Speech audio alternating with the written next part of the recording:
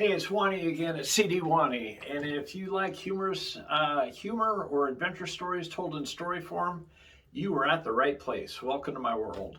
That's all we do. One little notice for you guys: I've been posting up these videos about 2 per week, and I think I'm going to have to cut it down to 1 per week just because of my time constraints. For the time being, anyway. That's what I think I'm going to do. And so we'll be posting regularly now. Late Friday night, early Saturday morning is when they'll actually go up from now on. But anyway, that's what we're going to be doing from now on. If you guys want your stories told on this channel, be sure and email me at cdwani@yahoo.com. We can keep your name anonymous. We can put your name out there. Whatever you want to do, just let me know in the email how you want it presented. And we'll get that right up for you. Today's story is a hunting story in Mississippi, and it involves doves and wild hogs. I know that's an unusual combination, but that's just the way this story is going to go.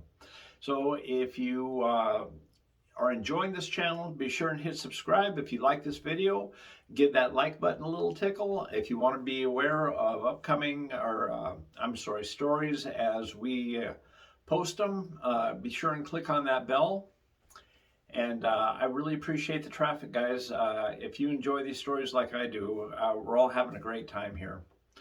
But anyway, with that being said, let's get on with our story. Okay, so we went out dove hunting. That was the entire purpose of this hunt, was just a dove hunt.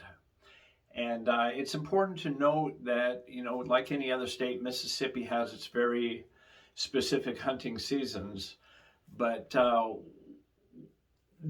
wild boar, specifically Russian boar, are so prolific down in the South. They're just all over the place, and they're kind of a nuisance that anytime anything else is in season, at least this is the way it was, 30 years ago, anytime something else is in season, wild boar are legal to hunt and kill and harvest.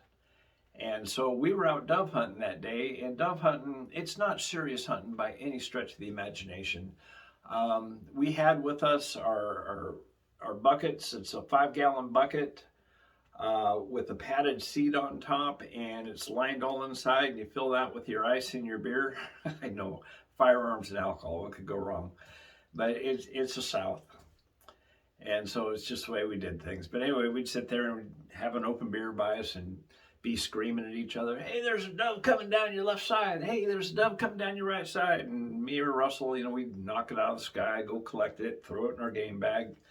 And doves are so darn small. It takes about 50 of these things to make a decent meal.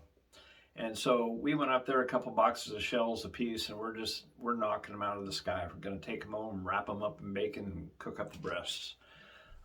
Good stuff, good times. But so anyway, Russell wanders off, and I don't see where the heck he went. And I'm looking around for him, and I don't see him. And finally, way down at the bottom of this field, I can see him down there, and he's got his gun up. And he keeps looking behind him at this tree, looking behind him at his tree, and he keeps doing this over and over again. And I can't decide what he's looking at, because the tree is over here, but his gun is pointed the other direction.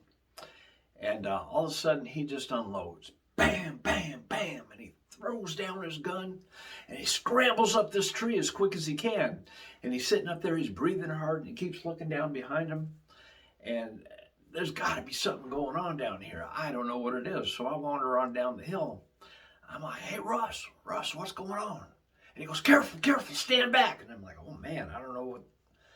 Stand back. What's dangerous in Mississippi? I can't think of any wild animals that are dangerous. I figured maybe a farmer's bull got loose. I don't know.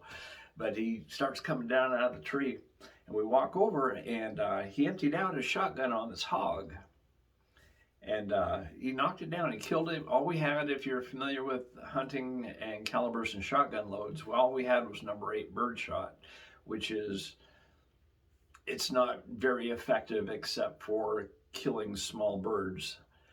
And so I come down talking to him, and I go, man, that's pretty cool. Looks like we're gonna eat good tonight. And he goes, yeah, man, that was scary. This hog, it was a monster. It was a big one. But and those things can be really dangerous if they're cornered, upset, or protecting young. What you know how animals are, it can be they can be extremely dangerous.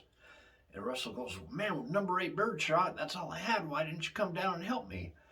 And I said, "Well, number one, I couldn't tell what the heck you were doing, and for the longest time, I didn't even know where you were." And I go, "But the most important reason, Russell, them hogs is dangerous." And he goes, "Hell yeah, they're dangerous, man. They'll tear you up." And I said, "Well, that's kind of my point." And I'm looking at this tree and I'm going, "Russell, there's only room for one of us up in that tree." He goes, "Yeah, that's a good point." But I could imagine two of us down there opening up on this hog and fighting for limbs, trying to get up on this tree, trying to crawl all over each other. It wouldn't have been a good situation. But that's just another hunting story with Russell. We had a bunch of them, and we had a great time down there. But anyway, you guys, thanks for tuning in. And like I said, we are going to cut it down to one video a week. Be sure, if you like this video, share it with your friends. Share it out on Facebook, Instagram, TikTok, whatever. I need to get the word out there, guys. And so be sure and share it around. And if you like the channel, chances are one of your friends will too. But anyway, thanks a lot, guys. Bye.